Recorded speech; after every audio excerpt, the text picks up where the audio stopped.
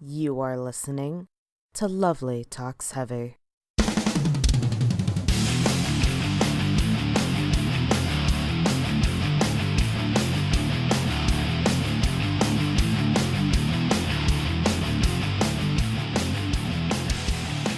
Hello, everybody, and welcome to Lovely Talks Heavy. I am your host, Lovely, and I discuss everything I enjoy with regard to heavy music. If you were to ask any person about what defines their favorite media, favorite music, you'll most likely find that a lot of it was found in high school, or based in a nostalgia from one's own youth. Of course, people evolve through their whole lives and get interested in new or different things, but largely I think we cling to or at least remember where we cut our teeth. Goths refer lovingly to their baby bat years, which is great. I think metalheads need a term like that, so, henceforth, I propose that a young or new metalhead be referred to as a baby goat, and any time a more seasoned metalhead talks about our young metalhead lives, we will refer to them as our baby goat years. Feel free to go, stop trying to make fetch a thing happen, Gretchen, but I'm gonna make it happen. Just you wait. I've offhand mentioned things that I was huge into high school before, as that is the root of the flower that is my taste in heavy music. Today I will go in depth on some of these things from my baby goat years and perhaps discuss if my thoughts on them have changed in the roughly 10 years since I've discovered them. It's going to be a bit tough separating them all into different talking points, since for me a lot of them work together and are interconnected, but I shall do my best. So, let's have some fun, let's get nostalgic, and let's dive right in.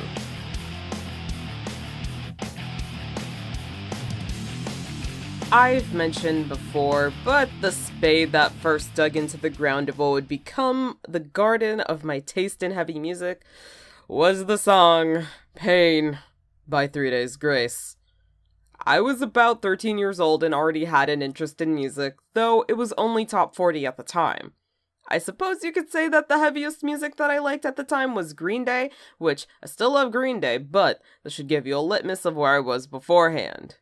So, I was listening to the radio one day, as I was wont to do, and I got really tired of the overplayed songs that I did not like, and so I just scrolled through the stations to find something that I did like. I eventually ran into my local rock station, which was playing Pain by 3 Days Grace. It was the deepest shit that my baby little mind ever heard. And so it was from that point on that I started to integrate more rock music into my palette. Of course, it was going to take a bit of time considering that my mind needed to be opened up to new possibilities and ideas, assess and reconcile my personal beliefs with relation to the content of a lot of rock and then later heavy metal music, which is still an ongoing process, which is never a bad thing in my opinion. I don't think I was ever the biggest fan of 3 Days Grace. I never followed them closely. I never claimed to be their biggest fan, but I did and still do enjoy the singles of theirs that had regular rotation on the rock station.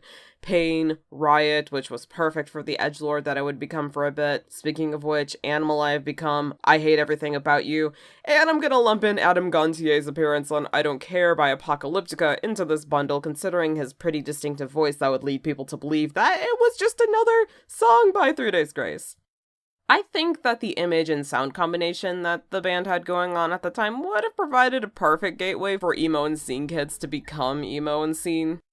Of course, there's at least a few stepping stones between 3 Days Grace and shit like I Set My Friends on Fire, but 3 Days Grace, at least at the time, because I can't speak for how they sound now, as I haven't listened to them in recent years, but 3 Days Grace had a sound that was not too dissimilar from other mainstream alternative rock bands that would be in the mainstream of what emo kids liked. Bands like Paramore, Fall Out Boy, My Chemical Romance, Escape the Fate, Ronnie Radke Edition broke into the mainstream and gave these kids a different outlook, a different sense of fashion, and arguably a different sense of what they considered to be attractive. I'm sure if you looked up hot emos on Photobucket, you were likely to run into people from these bands, including Adam Gontier of 3 Days Grace. So in the midst of writing this, I actually took a break just to get a taste of how 3DG's sound has evolved since I last listened to them. Which, it's not bad, especially with their new vocalist. I especially do like the song Painkiller, which is kind of funny if you think about the fact that my first 3DG song was Pain. But even though they've played around stylistically a little bit, I don't think they sound much too different than they did before. and this new stuff I'm not really into. What I did dig the most, say for Painkiller, was the couple of songs off their latest album had these soft instrumental electronic lead-ins before the actual song kicked in. These were some really cool lead-ins, but they feel totally disconnected from the actual song to which they are attached. I think if they played around more with that electronic sound, I think it would have posed something really cool and interesting, which they probably did, considering that from their newest album I only listened to 2 songs, so feel free to correct me if I'm wrong here, but the thing is that I listen to the singles, and if that's not enough to draw me in, then I don't have much hope for the rest of the album being much too interesting. I still think 3 Days Grace are a really good band, and the one talent they've maintained is making radio-friendly music. They know who their audience are, and they cater to them.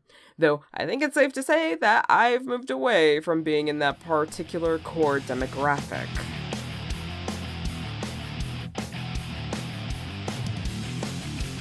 I think any music fan my age or older can attest to the effects of MTV and MTV2 on their life. Yes, even when I was in high school, and I am 25 now, MTV still had music-related programming on in the daytime. Of course, this was in the time when stuff like Jersey Shore, Nick Cannon's Wild 'N Out, and Pimp My Ride, the latter 2 of which I still really enjoy, came about, but there was still a significant amount of music programming on, or music was a more significant portion of the programming. This will be tough to break down, but I'm gonna do my best here because I'm gonna talk a lot about MTV. My favorite of all the music video blocks was, of course, You Rock the Deuce, which was something where fans at home could submit playlists of rock music videos of what was hip and current. At the time, stuff like Empty Walls by Serj Tankian, Crush Crush Crush by Paramore, Williamsburg by Armor for Sleep, why did I say Williamsburg like that? And The Pretender by Foo Fighters. Saturday nights would have these blocks built by musicians, and it was through William Control's playlist one Saturday night that I listened to him for the first time. There was also the Sucker Free Countdowns and Sucker Free Sundays, which focused on rap and hip-hop, and then of course the Headbangers Ball, which came on late at night on Saturday nights. I think the 3 things I remember most seeing on Headbangers Ball was This Is Exile by Whitechapel, Beautiful Tragedy by In This Moment, and OTEP's cover of Breed by Nirvana. At the time, the music video blocks were mostly on MTV2, while MTV was getting consumed with more reality shows. Though, the one thing I loved about MTV Orig was Total Request Live, which introduced me to Avenged Sevenfold, who would quickly consume my heart after they premiered their video for Almost Easy on there. Since I'm talking about music-related TV, I might as well bring up VH1 and VH1 Classic. VH1 Orig, because at the time they were non-stop churning out all these countdown series, shit like 100 Best Songs of the 90s, 80s, New Millennium, One Hit Wonders, all that shit. It went on until they had nothing left to talk about. I would dare say this was clickbait in one of its more fetal forms, except 100 Best Countdown would take about 5 hours of your viewing time if you were that bored or dedicated, whereas now if you click on a BuzzFeed article, it's like, I decided I didn't care about halfway through scrolling this, so it's like, bye. When I say clickbait for TV, the fact is you have a provocative title like 100 Best Songs from the 1980s. Each hour would go through about 20 of these songs, and commentary was provided by comedians, actors, and possibly the musicians that made these songs. A lot of the commentary didn't add much substance because it was just a lot of people singing the one catchy hook from a song, or making really obvious observations about a song or artist. When someone added more than surface-level observation and added more nuance, or if they weren't just using the same sort of obnoxious tone that every other commentator was using, it felt like an intrusion, almost. And by the end, you could let yourself be angry about VH1's clearly morally wrong ranking of certain songs over others. But then, you just spent about 5 hours watching this shit, so it's like, who's the fool here? But I wanted to include these countdowns in this because it provided me with a basic guide of popular songs from before my birth and to pick from and add into my palette, if you will. Plus, I was a teenager with barely any friends who didn't get to go out much, couldn't drive, and so as a result my time could afford to have been wasted by these 5-hour countdown series a little bit. VH1 also had some music on their channel as well, but obviously not as much as MTV2 did.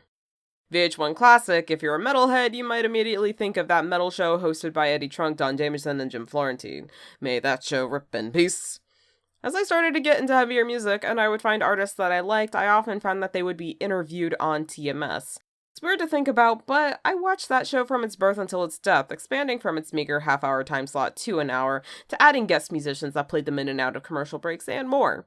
Most notably, one might remember Eddie Trunk complaining non-stop about the Rock and Roll Hall of Fame. And most of all for me, though, this show provided a portal into insight for some of my favorite musicians, and if not my favorite, then at least people that laid the groundwork for them. Finally, it's no surprise, but I'm gonna mention Viva La Bam in this bit too, not just because without Bam I wouldn't be in love with Cradle Thin Him, but I think it did set a bit of the groundwork of justification for how MTV would operate nowadays. That is, montages within episodes of Viva La Bam would feature music from bands that Bam really liked. This was a thing that was started from earlier work of his with videos of him skateboarding set to music that he really liked. This would later translate in later years and later shows on MTV, where most music we see integrated into the programming now would be in montages like in shows like Catfish, where there'd be a little blurb mentioning the song if you wanted to go buy it. I have to say, I was quite privileged to have MTV help lay the groundwork for my taste in music. Because while I am glad to see that there's so much that's accessible just through the internet, I think there's a particular joy in having certain things, such as music videos, only be accessible through television. Because things last a lot longer on the internet and you can access them at any time versus if you wanted to preserve something on TV, you had to record it. And there's something just about being able to capture that music video that you really liked on DVD. There's no feeling like it, you know?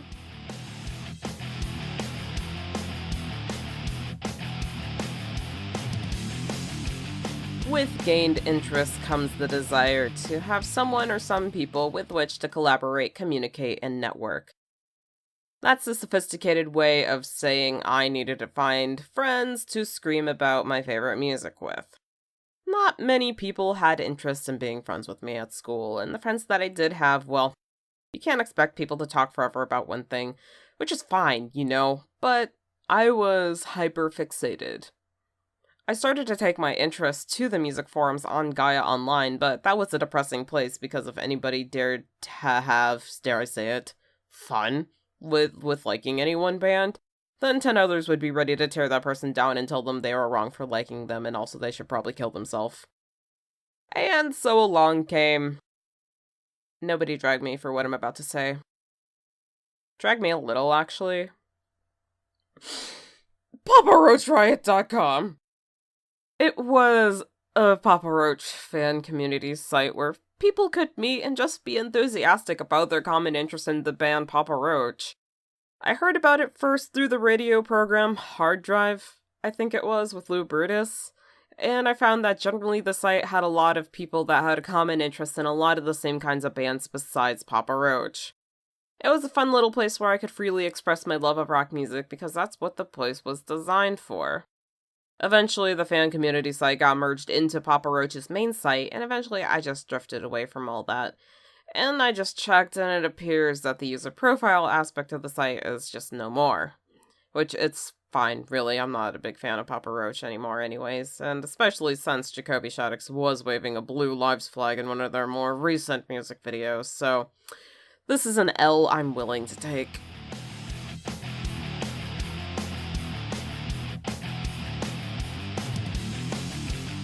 Podcasts were a big thing for me in high school. The medium hadn't quite reached its explosion that it would reach in later years, but it was a great way to get a lot of free content that I could just eat up, which was great for me because I was poor and had no job, and so yeah, this is how I would entertain myself.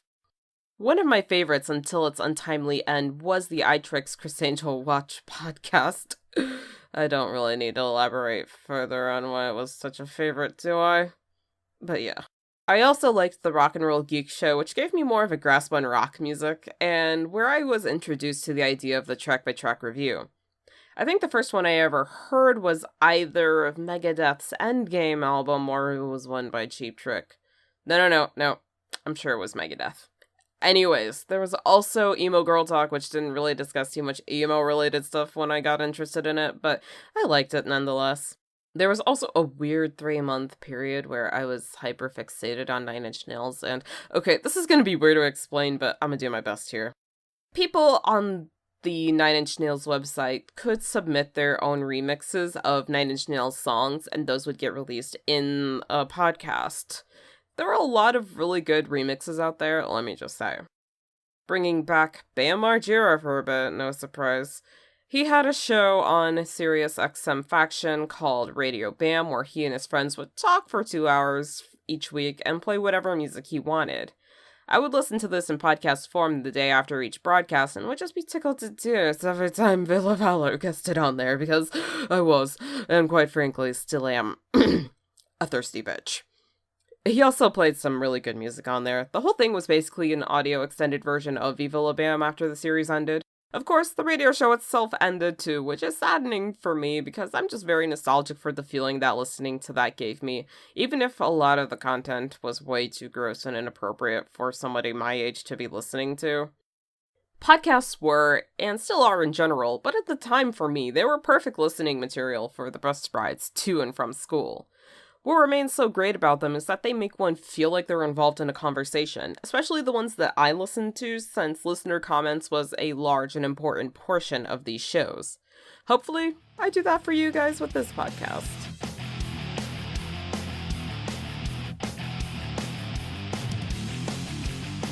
Fanfiction was a major thing for me growing up, and is something I still largely enjoy today.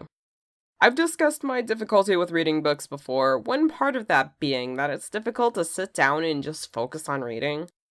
Another being that there's a lot of integrating of concepts and ideas with relation to the world that's being built inside the book. A third part is that I'm just a more visual person, so TV shows and movies are easier for me to digest and understand. It's harder to keep track of what characters and places look like in my own head, and especially when I have to build those myself. But the great thing about fanfiction is that you're already familiar with the concepts of the work, and it's not meant to be taken too seriously. It's easy to just dive into the literature when you already understand it. So as a child, most of my fanfiction interests involved Teen Titans, Harry Potter, and Sailor Moon. Getting into rock music, this interest expanded into fandom and musicians that made my favorite music. The first place I took on fandom fanfiction was a relic known as Quizilla. May that site rest in peace. It was largely a place for people to make fun little quizzes and write stories, and I mainly scoped out love stories involving a reader insert character with members of bands I found to be attractive. Remember how I mentioned that I was and still am a thirsty bitch? Yeah. What I really loved about the stories I read was that a lot of them, while focusing on one band, would have peers and other bands involved in the stories. The reader insert provided a gateway into feeling like one could be a part of that world. I've never seen The Little Mermaid, sue me. Even though these stories could never happen, it was nice to feel like that, even just for a second. It was possible to be showered in adoration from someone you admired, and to be involved in the camaraderie behind the scenes of what we see of the rock star life.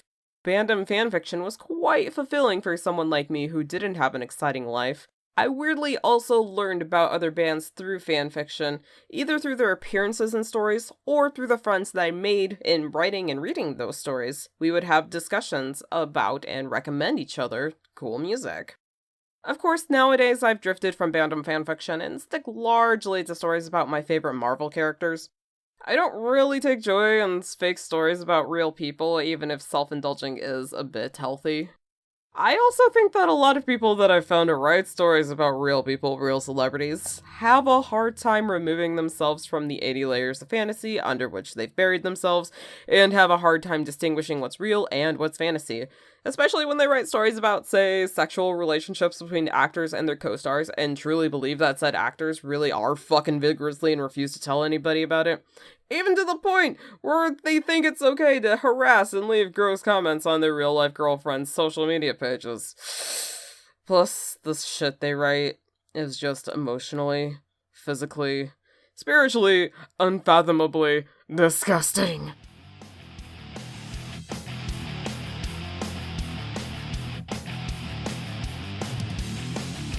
So those were a few points of what helped me forge my taste in heavy music and how I interact with it. It was a lovely little nostalgia trip, and I hope you had a fun time on this journey with me. If you did, please do share the show with a friend. Every time this podcast hits a new set of ears, that means the absolute world to me.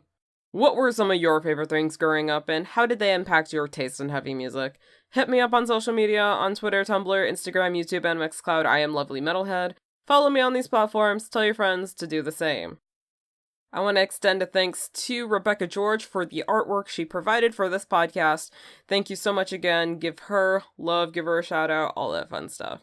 And until next week, next Saturday, the next episode of Lovely Talks Heavy, you stay brutal, my friends. Bye.